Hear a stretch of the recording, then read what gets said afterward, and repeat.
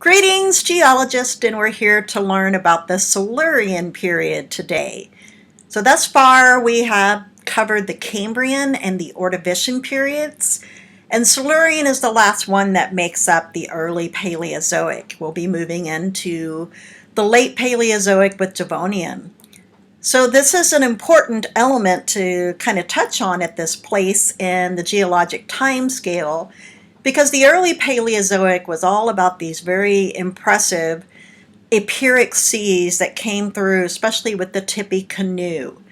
So the Tippecanoe is going to reach its peak during the Silurian period, and in its consequence has a lot of good things for us in terms of economic value for what it left behind with those oceans that covered the entire Craton for the most part. So let's get busy learning about the age of the coral reefs. The Silurian period lasted from 444 million years ago to 416 million years ago. So it wasn't that long of a period, but very important one in geologic past. Again, we do refer to it as the age of the coral reefs. Don't forget that corals made their debut during the Ordovician, but they become very large reef builders during the Silurian, so something has to happen in terms of climate conditions for such a remarkable transformation to occur in the way that corals could live. So we break the Silurian into early and late. There's no middle to it because it's a fairly short duration of a period. And we can look at the early and late in two different ways. From the early section, we had massive coverage of the Tippecanoe on the Craton, and by the late Silurian, the Tippecanoe was regressing off of the continent, where it would finally come off in the early Devonian. So what kinds of rocks would you expect to see across the Craton during the Silurian period? Well, the answer would be, if we have full sea coverage except for those tectonic highlands, you're going to see almost dominantly nothing but carbonates. So carbonate limestones and dolostones become enormously important from this time period. There'll be another type of deposit that's really critical for economic gain, and those are evaporites. And you're like, well, what's the deal with that? Because I thought there was a big sea during the Silurian. There was. That's part of the story about what makes the Silurian so special. So we'll continue on and get there in a minute. Silurian had remarkable coral reefs. So let's take a moment to investigate the climate conditions. So the North American Craton is basically straddling the paleo-equator during the Tippecanoe time frame. We've basically got Bahama-like conditions all throughout this area, meaning almost all of North America and even Canada for that matter. So the kinds of corals that could grow were just about anything that would love sunlight. Now, it is known that the Tippecanoe was not only the most widespread in terms of coverage, it was also the deepest of the oceans. So there is a specific window of opportunity of locations that we could find coral reef deposits, and I'll show you that on a paleogeographic map here shortly. There are two types of coral reefs that were very dominant during this time period. There were barrier reefs, like the Great Barrier Reef is today, and then there were things called pinnacle reefs, of which I have a picture of from Cairns, Australia, where the Great Barrier Reef is. So this is actually part of the Great Barrier Reef. I know if you look at a map, looks like it says Cairns with a C. It's actually pronounced Cairns. And I've been there. That's how I got to the Great Barrier Reef. So there's nowhere near anything if you're going to Cairns to see the Great Barrier Reef. Nevertheless, it was one of the most spectacular things I've done in my life, so I don't regret it in any shape, fashion, or form. However, to the average person, you say barrier reef, they have this image of one long linear reef that extends for miles. That's not what a barrier reef is. I'm going to demonstrate what a barrier reef looks like and show you the difference between that and what you see here is a pinnacle reef. For a minute, I want you to look, first of all, at the perimeter of this thing. Do you see how reef material has built itself up to the water top here? And then you get a carbonate-based island that's actually forming on top of this very shallow, round pinnacle reef. So pinnacle reefs tend to go down in depth And they grow quickly because they're trying to reach the shoreline, or what we would call the top of the ocean, in response to some type of sinking. Usually that's subsidence in the ocean basin, meaning the sediments are heavy and they're pushing down on the oceanic crust, and or sea level is dropping. So pinnacle reefs are an attempt in a coral situation to grow up as a large pinnacle looking structure, which would be a mound like structure, and they're usually create excellent wall diving. If you like to scuba dive, that's pretty much what a wall dive is you've got a large pinnacle reef that has developed, or a barrier reef. Now, Silurian and coral reefs, what's up with that? Why was it such the perfect real estate for creating this type of depositional environment? Well, no matter what type of reef organism you are, whether it's in geologic past back in the Silurian and the Devonian periods, or you're right smack dab in the middle of the Cenozoic where we are today, and you are looking at the Great Barrier Reef, they are all found in distinctively the same locations from geologic past, which is about 30 degrees north and south latitude. Why is that? Corals need a couple of key critical things to survive. They need average salinity. They need a certain amount of turbidity in terms of a limited amount. So that means there can't be a huge amount of sediment present, or else it will settle on those coral polyps and they won't be able to photosynthesize or be able to feed on the animals that do photosynthesize. They need some type of very warm water, so if the water gets too cold, it doesn't work. If the water's too acidic, the corals start to die off. Having done extensive studies of corals that are dying in the Caribbean, I can tell you that there is a distinctive look to a coral reef when it is not healthy, and this one is healthy. Most people have this image of bright colors for a coral reef. Well, that can happen. That's typically with sponges that you'll see those brighter colors, and even with fish. Most corals themselves aren't very colorful. They have this kind of look to them. Having said that, the most colorful corals in the world exist in the most salty ocean basins, or the saltiest areas of seas that contain them. So I would think the same would be true in geologic past. We can't tell you what color the corals were from the Silurian period, but we can tell you is what types of corals existed there. Regardless of whether we're in the Silurian or in the here and the now, the body plan for corals are dependent on having a stable seafloor structure to attach themselves to. So they actually grow their calcium carbonate body as they are living, and so as the colonial coral grows, because these are modern day scleractinian corals, not the types of corals you would have had in the Silurian. So the pictures that I'll be showing you of coral reefs that look like they're modern, they are. So you need to keep that in mind, that the coral species and coral type has changed. All the corals that existed in the Paleozoic went extinct in the Permian mass extinction. You would not see a greater concentration and diversity of corals than you would during the Silurian and the Devonian periods because of the Tippecanoe and the Kaskaskia Sea. So let's continue on.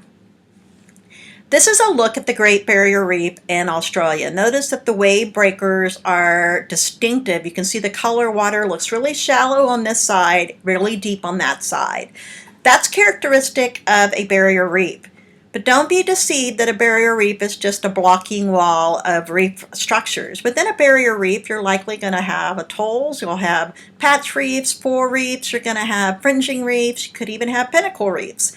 The barrier reef itself is simply this structure that's blocking out the wave action. So the corals back here are living in calmer water.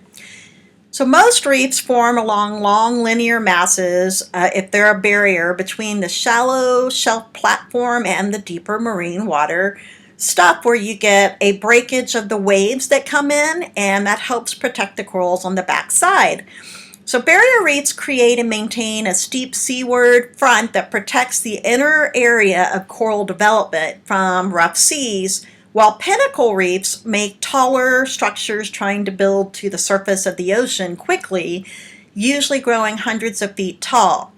My experience has been that barrier reefs are not that tall, but they make steep walls.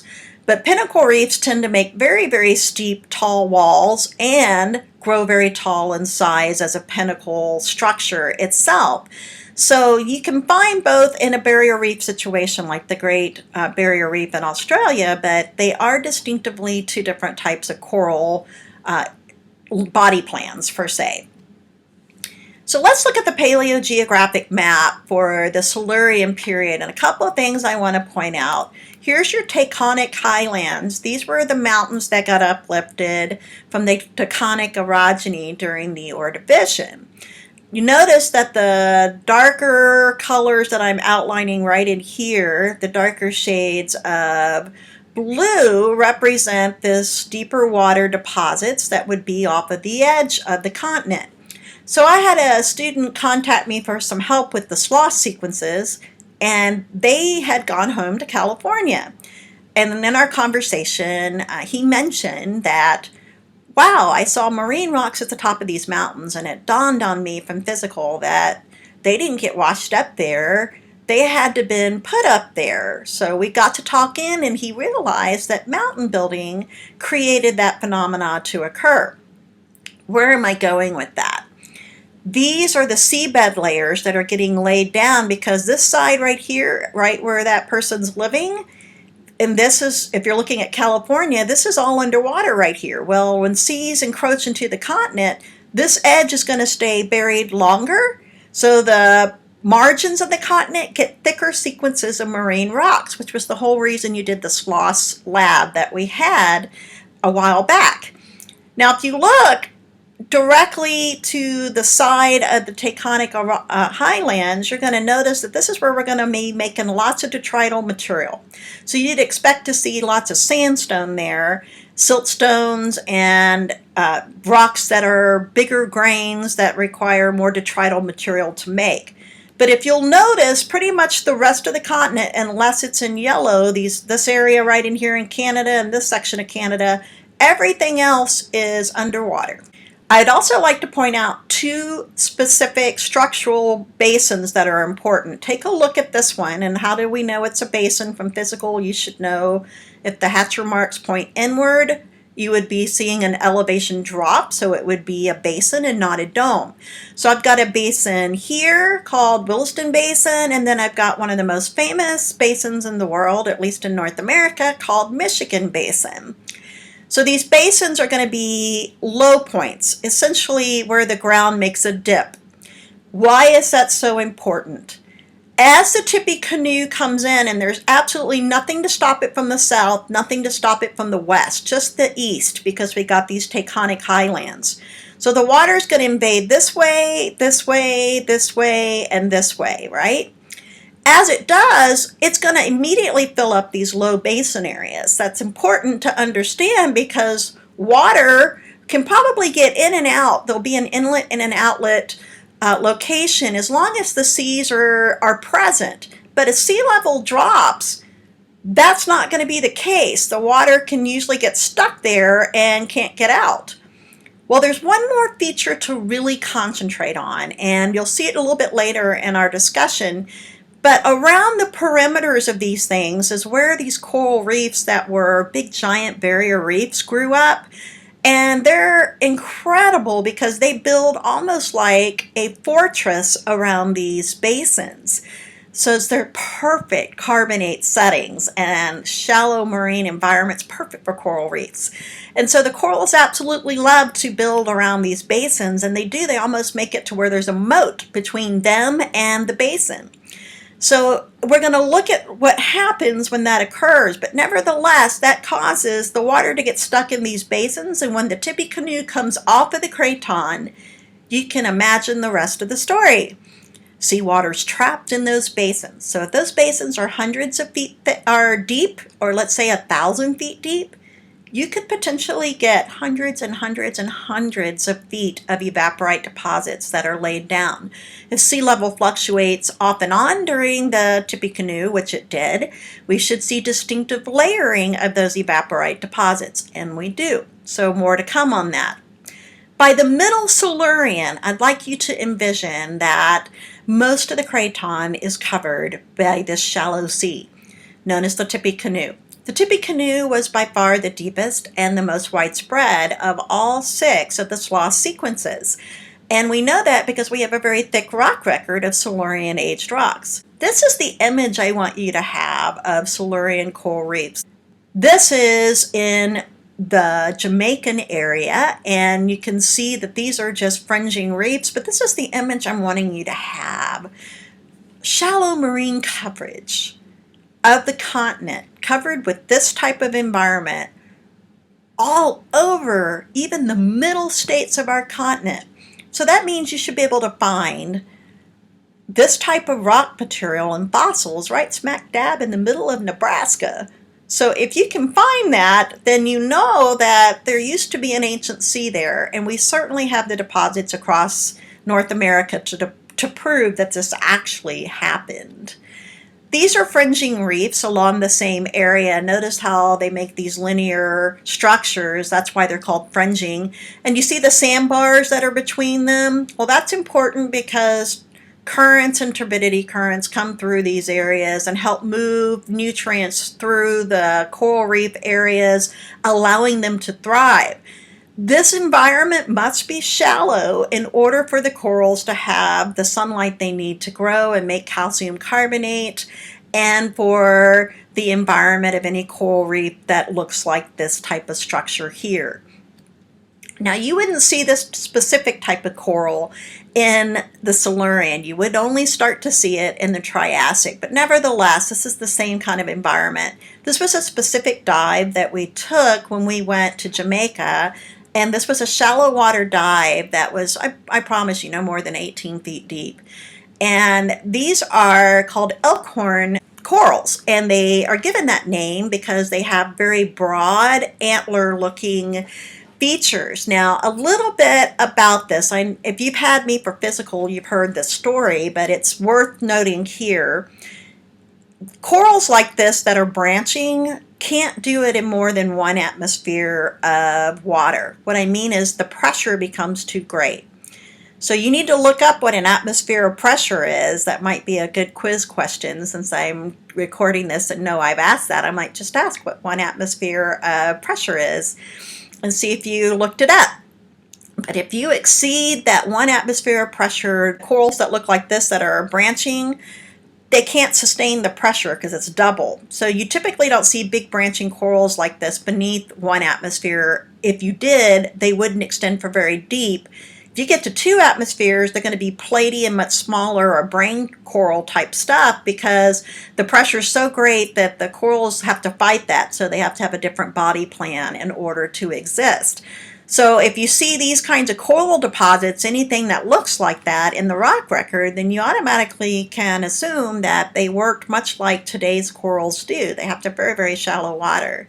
So in the case of the Silurian coral reefs, we have massive reefs, and that would have been made of things like stromatoporoids or rugosa corals or tabulate corals. These are also branching corals that are modern day. They're called staghorn corals. Same kind of situation as the elkhorn coral, but nevertheless, this is the type of environment that would have existed even in the middle of our continent. So the Craton was flooded by the Tippecanoe Sea, laying down marine deposits everywhere. So as the Tippecanoe Sea regressed off of the continent, it's going to landlock the fringe reef basins. What do I mean by that? Here's Michigan Basin. Here's several other basins right here. And notice that you've got, in this case, it looks like we've got some dolomite and limestone, specifically in these areas. And it's growing around the shallow carbonate shelf. And then look at this section right here in the white area that I'm moving the mouse around. It's labeled as barrier reefs. So these barrier reefs were extensive. They were not small. That's important because if they start to grow all the way around these basins, they pretty much restrict water flow. So I see the ability of water to come in this way to Michigan Basin and maybe in this way, but if you've got a barrier reef that pretty much encompasses all the way around, it's built a fortress around the entire basin. So what's going to end up happening is that this area is going to get seawater stuck there. And the seawater may be able to come in and out over the duration of the existence of the barrier reef with limited flow, but it's not going to be able to escape once sea level drops. And that's exactly what happens at the end of the Silurian period. So I might even foreshadow and say a repeat of that will happen at the end of the Devonian period. So what we find in these basins is extensive rock salt and gypsum. And we have literally immense quantities, hundreds and hundreds and hundreds and hundreds of feet of it, which makes it extremely valuable for economic gain. So how does something like this form? You will get the development of a reef system, and the sills are bars right here. These are sandbars, kind of like what I showed you that was forming in the fringing reef. And what's going to happen is you'll start to develop corals that build on these, and they'll end up kind of locking the land in. So the basin ends up looking like this. This is a basin right here, by the way. So if you have one section that's open, where water can come in as sea level drops and rises slightly, water is going to be in here. So if it drops slightly, I may not get an influx of seawater for quite some time, let's say several million years. And then you start to settle out the solids and you make a dense brine. If you've ever brined a turkey, you know it makes almost like a syrupy type of salt deposit. And eventually salt goes through a series of stages of changes. And then it can turn into a salt-based product. And there's, like I said, different stages in maturity of those salt products that are made. So in the case of the Silurian, what we ended up happening was big barrier reefs that kind of grew around these sections that made the water stick around in the basins for a lot longer than it should have. And as the Tippecanoe fully regressed off of the continent, that water is stuck in those holes, and it left behind incredibly thick deposits of evaporites. This gives you a really good look at what I'm talking about. So you would get barrier reefs, and notice there's an entryway for water to come in and out here, in and out, in and out. So it's not like it was completely landlocked for the entire duration of the Silurian. So while the Tippecanoe is at full capacity, these reefs are thriving. And the water can come in. So mind you, the Tippecanoe dropped and went up, and it transgressed, regressed on regular cycles, even slightly within its duration of the middle Ordovician all the way through the early Devonian. So these changes in sea level would allow for some water to get trapped here for a time, and then it would make its brine, and then we get flooded again, a new set of brine gets put on that, and then it drops again, a new set of brine gets put on that. So you can kind of see where I'm going. It's almost like a multi-layered cake, and it just has a series of evaporites deposits all the way through it. So these particular basins are famous because they contain these huge salt deposits and gypsum deposits, which are used for a number of industrial purposes, even drywall board, for halite deposits, which would be salt deposits, not just for our roads, but even halite that's used and converted into what you know as table salt. This would be an example of a Silurian mine. This is not Michigan Basin mine, but it is nevertheless a Silurian type of deposit of evaporite. These are giant halite cubes. And I think it's important for you to see this because we're not talking about a small amount of evaporite deposits. We're talking about massively huge, thick layers of this stuff. So the Silurian is famous for these giant deposits of evaporites that formed in these basins. If you do go to Michigan, you can go visit the salt mine there, and you can kind of see what's happened in this mine and be able to understand how thick that these deposits of salt really are. While you're there, you can actually see what some of the people have done down into the salt shaft mines, where they've actually carved out kings and queens and characters from the medieval times, and they've made it into decorations down there. It's kind of fun to go take a peek at. A very famous Silurian rock layer, which would be a good test question for you to know, is where Niagara Falls is. So if you do not know where Niagara Falls is, I'm going to ask you to take a look and look it up and find out more about it. This is one of those places you need to visit in your lifetime. First of all, the water's awesome, but you got to understand why the falls are there. It's all about this geology right here. So follow my marker as I go right across this whole thing. See, like there's a ledge there, right? Well, that ledge happens to be Silurian aged limestone and dolostone deposits, made very, very thick layers of it. So what's happened is this, where the big Great Lakes are, they're feeding into this area right here, and they're crossing over that limestone, and it has a low differential weathering capacity in comparison to the rocks beneath it. So it's pretty durable.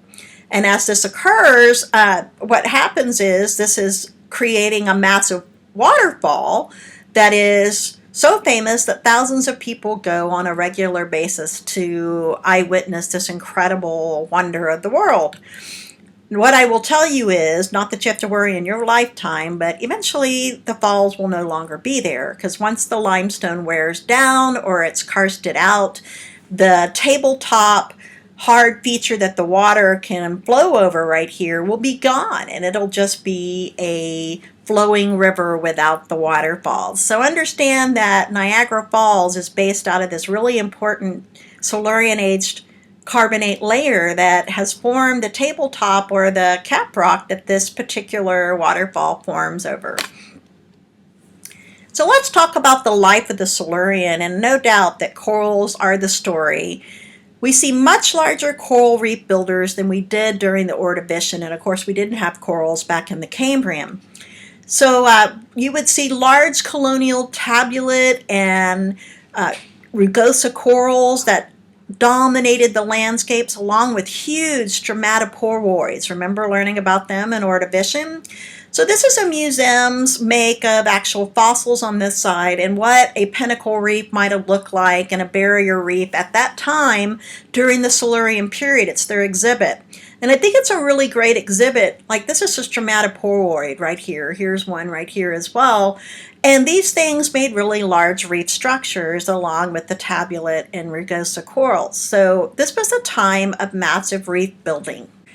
Another crazy animal that appears in the ocean at this time are Eurypterids.